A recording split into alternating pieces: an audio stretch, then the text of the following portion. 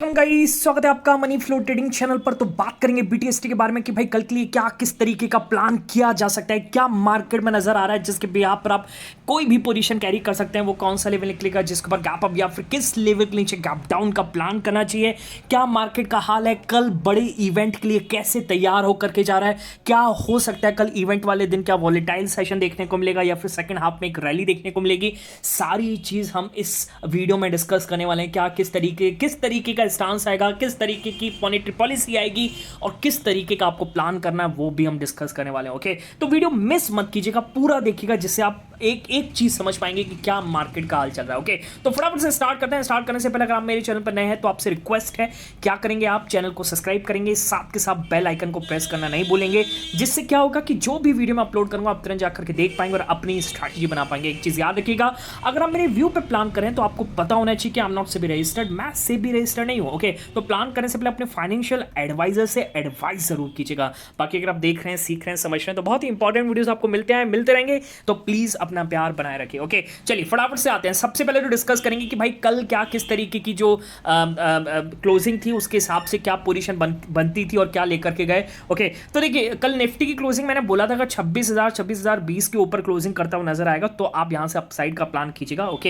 हालांकि निफ्टी की क्लोजिंग 26,000 के काफी क्लोज हुई तो हमने कम क्वांटिटी के साथ यहां पे प्लान किया क्योंकि बायर ने एक बार को पुश किया था। ठीक है, आज क्या होता है, आज ओपनिंग आती है फ्लैट। ओके, मार्केट थोड़ा सा टूटता है और सेकंड कैंडल से रिकवर होना स्टार्ट करता है, तो कुल मिलाकर के आप कह सकते हैं कि हमने थोड़ा सा एवरेजिंग कर ली तो फ्लैट हो गया मामला। ओके, है ना, और यहाँ कहीं हम प्रॉफिट में आ गए, 26,000 के क्लोज आया तो हमने फुल क्वांटिटी को वहां पर निकाल दिया। ठीक है, पर यहां पर हमने इंट्राडे में एक और प्लान किया, चलिए उसको भी फटाफट से डिस्कस कर लेते हैं क्योंकि इंट्राडे में एक मोमेंटम दिख रहा था और ये बायर्स ने जो कोशिश करी है 26,000 को निकालने की, लग रहा था कि कोई खास बड़ा मूव नहीं मिलेगा, पर उसके बाद एक बड़ा मूव मिला। हालांकि रिमेनिंग क्वांटिटी को हमने यहाँ पे बुक किया था और फुल क्वांटिटी को आसपास यहाँ पर 80 के आसपास, ये जो रिजेक्शन कैंडल बनी यहाँ कहीं इस ग्रीन कैंडल के आसपास हमने फुल क्वांटिटी को निकाला। ओके, मैं आपको दिखा देता हूँ पिक क्या है, राइट हैंड साइड पे दिख रहा होगा, देख रहे हो बायर क्या कर रहा है। 9:24 के आसपास बोला, यानी इस कैंडल पर बोला है। ठीक है, और नीचे एक लेवल दे रखा है 9:26 के आसपास, यानी यही कहीं आसपास मैंने बोला था कि 25,985 के ऊपर अपसाइड मूव पॉसिबल। यहाँ पर हमने पोजीशन बनाई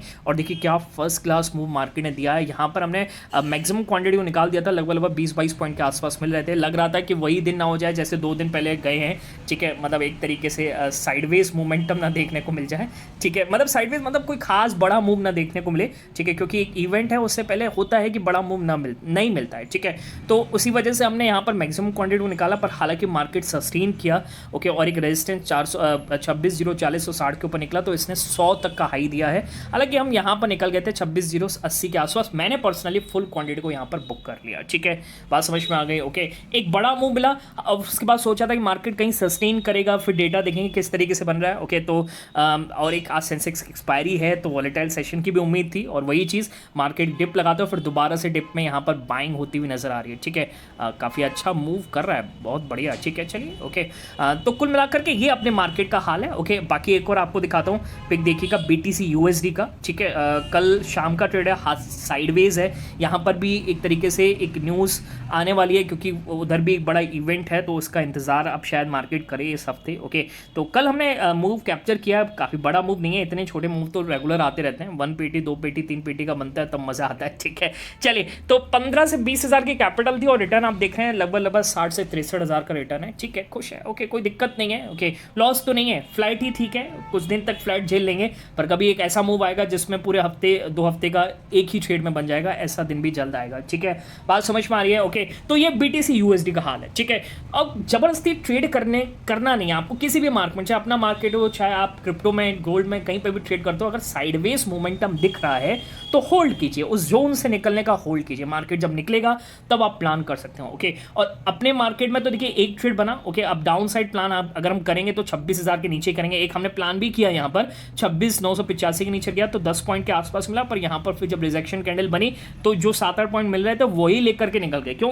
क्योंकि उल्टा सीधा करना नहीं है, जो मिल रहा है ठीक है उसमें खुश रहिए, क्योंकि मार्केट 26,000 को कंसोलिडेट करेगा देगा क्योंकि आज सेंसेक्स की एक्सपायरी भी है, तो खास बड़ा मूव नहीं देगा, और कल बड़ा इवेंट भी है तो उससे पहले भी कोई बड़ा मूव नहीं देगा, ठीक है। तो सारे सिनेरियो इस तरीके से बन रहे हैं कि आपको आज ट्रेड और नहीं करना चाहिए, तो हमने कुछ भी प्लान नहीं किया है, ठीक है। बात समझ में आ गई है, ओके। तो यही सब सीखने समझने के लिए क्या किस तरीके का डेटा, सेंटिमेंट्स और बीटीसी यूएसडी में किस सिग्नल क्या कैसे बैठते हैं, क्या इंडिकेटर है, कैसे 24/7 काम करता है और 80% के अप्रोक्स एक्यूरेसी है, कितना बढ़िया रिटर्न बना करके देता है। जैसे रेगुलर मैं टेलीग्राम पे शेयर करता हूँ, चैनल पे भी शेयर करता हूँ, वीडियोस में भी शेयर करता हूँ, ओके।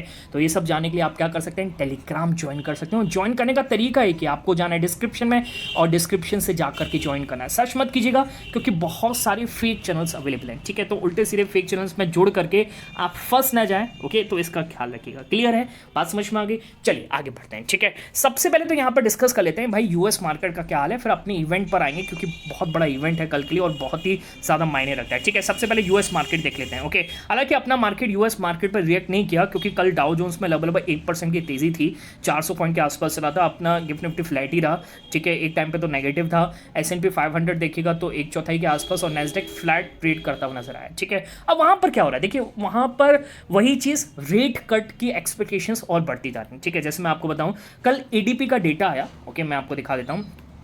उस डेटा में ये नज़र आया कि भाई जो लेबर मार्केट की वीकनेस है वो यहाँ पर रेट कट को स्ट्रेथन कर रही है, ठीक है। यानी रेट कट के चांसेस और बेटर हो रहे हैं, ठीक है, ओके। इसकी वजह से कल यूएस मार्केट में थोड़ा बहुत डाउ जोन्स में रैली बनती हुई नजर आई, ओके। अच्छा, और आपको एक चीज़ और दिखाऊं, जो फेड वॉच टूल है उसकी भी आप एक्यूरेसी देखिए, लगभग 87% के चांसेस हैं और ऑलमोस्ट 100% ही 87 काफ़ी बेटर हो गया है, ठीक है। तो इतने चांसेस बन रहे हैं कि भाई आप 10 तारीख को जो फेड का पावल साहब की मीटिंग होगी, मतलब एफओएमसी आएगी, उसमें एक रेट कट देखने को मिलेगा, ठीक है। तो उससे पहले ही मार्केट में मूव बनते हुए नजर आ रहा है और ऐसा होता है, क्लियर। क्योंकि जब रेट कट का अनुमान है, इतने % अनुमान है, तो क्या होगा, रेट कट जिस दिन आएगा तो उस दिन प्रॉफिट बुकिंग आ जाएगी, क्लियर है, बात समझ में आ गई। तो ये यूएस मार्केट से क्यूज मिल रहे हैं, पर अपने मार्केट का अलग है क्योंकि कल अगर रेट कट आता है तो मार्केट बहुत ही वॉलेटाइल हो सकता है क्योंकि काफ़ी दिनों से गिर रहा है। चलिए आ जाते हैं उस पर, फटाफट से समझने की कोशिश करते हैं। तो सबसे पहले तो अपने निफ्टी का सेटअप क्या चल रहा है उसको समझ लेते हैं। देखिए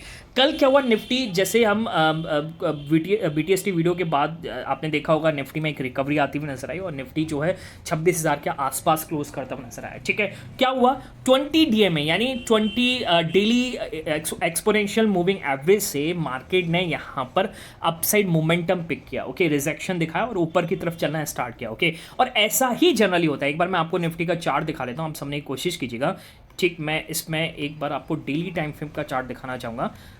निफ्टी बार बार गिर रहा है, आज भी आप कह सकते हैं, हालांकि आज दोनों तरफ का रिजेक्शन है, यहीं कहीं आसपास यानी 25,970 के आसपास निफ्टी का आप कह सकते हैं 20 डीएमए, ओके। और ये जो आपको बड़ी कैंडल दिख रही है ये भी 20 डीएमए को टच करके, और ये 1.25% की कैंडल बनी थी निफ्टी में, बहुत बड़ी कैंडल बनी थी, बात समझ में आ रही है। तो कहने का मतलब ये है कि 20 डीएमए एक तरीके से निफ्टी का ये राइजिंग निफ्टी आपको दिख रही है, राइजिंग निफ्टी है, ओके। और राइजिंग निफ्टी में 20 डीएमए किसी भी चार्ट पर, किसी भी राइजिंग चार्ट पर 20 डीएमए बहुत अच्छा सपोर्ट का काम करता है। और वही चीज कल मार्केट यहां से 26,000 की तरफ चलता हुआ नजर आया और आज मार्केट 26,000 से 26,100 की तरफ चलता हुआ नजर आया, ओके। और हालांकि अभी निफ्टी 26,000 पर बैठा हुआ है, ओके। अब ये समझना बहुत ही जरूरी है क्योंकि आज एक्सपायरी है सेंसेक्स की, तो राइटर नहीं चाहते कि बड़ा मूव आए, ठीक है। बड़ा प्लेयर यहाँ पे स्टॉक्स में नहीं खरीदेगा, क्यों, क्योंकि वो मतलब राइटिंग करके वहां से पैसा बनाने की कोशिश करेगा, तो निफ्टी को एक ही रेंज में रखेगा।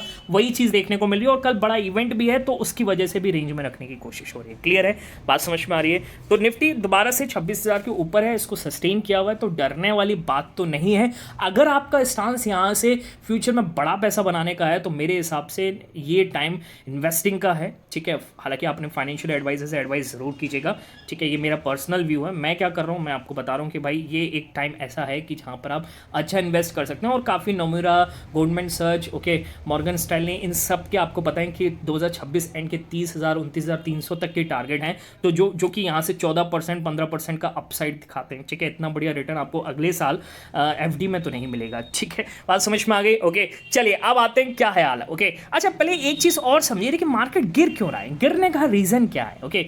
जैसे मैंने कल भी यहाँ पर डिस्कस किया था कि भाई गिरने के कुछ रीज़न है और उसमें दो सबसे बड़ी रीज़न है क्या, कि ये जो आपको पता है कि रुपया जो है वो काफ़ी ज़्यादा डेप्रिशिएट हो चुका है, ठीक है। इस साल 5.5% के आसपास डेप्रिशिएट हो चुका है और पिछले एक मंथ में लगभग 1% के आसपास यहाँ पर डेप्रिशिएशन देखने को मिला है, ठीक है। आपको पता होगा कि 89.88 का जो लेवल था वो काफ़ी टाइम से आरबीआई डिफेंड कर रही थी, अब उसने उसको ऊपर जाने दिया, 90 क्रॉस कर चुका है। तो अब आरबीआई का कहना ये कि वो यहाँ पर किसी लेवल को डिफेंड करने की बजाय वो मार्केट में मतलब रुपए में वॉलेटिलिटी कम करना चाहते हैं, ठीक है। रुपए को वॉलेटाइल नहीं देखना चाहते हैं, तो उसको कम करने के लिए उन्होंने उसको डिफेंड करना छोड़ दिया, ठीक है। तो कुल मिलाकर के अब ये 90 रुपए जो है वो एक तरीके से आप समझ के चलिएगा कि ये एक तरीके से कह सकते हैं कि ये न्यू लेवल है, मतलब कहने का मतलब ये हो गया कि ये न्यू नॉर्मल है, ठीक है। अब इसको आरबीआई इसमें वॉलेटाइल नहीं होने देगा, नीचे जाएगा तो ऊपर खींच के आएगा, ऊपर जाएगा तो नीचे खींच के आएगा, तो इस तरीके से इसको 90 पे मैनेज करने की कोशिश की जा रही है, ठीक है। और हो सकता है एक्सपोर्टर्स को फायदा करने की कोशिश की जा रही हो आरबीआई के द्वारा, ठीक है। अब ऐसा कह नहीं सकते क्योंकि इंपोर्ट हम ज़्यादा करते हैं, ठीक है। इंपोर्ट डायरेक्टली हमें इफेक्ट करता है, एक्सपोर्टर्स तो बड़े लोग होते हैं और उन पर क्या ही इफेक्ट करेगा, ठीक है। बात समझ में आ रही है, ओके। चलिए अब आते हैं बड़े इवेंट पर। कल का सबसे बड़ा दिन होने वाला है अपने मार्केट पर, ठीक है। इसको समझना बहुत इंपॉर्टेंट है, उस पर आ जाते हैं। एफआईएस की पोजीशन को छोड़िए, एफआईएस चलिए आगे डिस्कस करेंगे, पर कहने का मतलब कल सबसे बड़ा इवेंट है। क्यों? क्योंकि अभी भी क्लियर नहीं है कि आरबीआई रेट कट करेगा या नहीं करेगा। आरबीआई के लिए भी ये टफ कॉल है, ओके। अब मैं आपको बता दूं क्या हो सकता है। देखिए, जैसे मैंने कल भी कुछ यहाँ पर थोड़ा सा हाईलाइट में आपको समझाया था कि अगर कल स्टांस अगर पॉजिटिव रहता है, यानी आप कह सकते हैं डोविश साइड देखने को मिलता है, तो मार्केट के लिए काफ़ी ज़्यादा पॉजिटिव होगा। वहाँ से देखिए कि भाई ग्रोथ दिख रही है, इन्फ्लेशन और भी आगे कम होगा, ओके। तो इस तरीके का व्यू रहता है, तो मार्केट के लिए काफ़ी बेटर होने वाला है। साथ के साथ अगर रेट कट आ गया तो ये तो सोने पर सुहागा जिसको कहते हैं, तो आपको मार्केट में 1.25% की तेजी भी आती हुई नजर आ सकती है। हालांकि शुरुआत में थोड़ा वॉलेटाइल देखने को मिल सकता है, मार्केट दोनों तरफ के मूव दे सकता है, ठीक है। पर सेकंड हाफ में आपको एक बड़ा मूव देखने को मिल सकता है, क्लियर है। अगर रेट कट नहीं आता है, एक स्टांस डोविश आता है, तब भी मार्केट के लिए पॉजिटिव बात है, मार्केट आपको अपसाइड ट्रेड करता हुआ नजर आएगा, ओके। अगर मान लीजिए कि रेट कट भी नहीं आता है और स्टांस भी यहाँ पर हॉकिश साइड पर देखने को मिलता है, तो मार्केट के लिए काफ़ी नेगेटिव चीज़ हो जाएगी। फिर मार्केट 20 डीएमए पर रुकेगा नहीं, फिर उसको तोड़ के हो सकता है कि हम कल 25,800 भी देख लें, ये भी पॉसिबल देखने को मिल सकता है, ठीक है।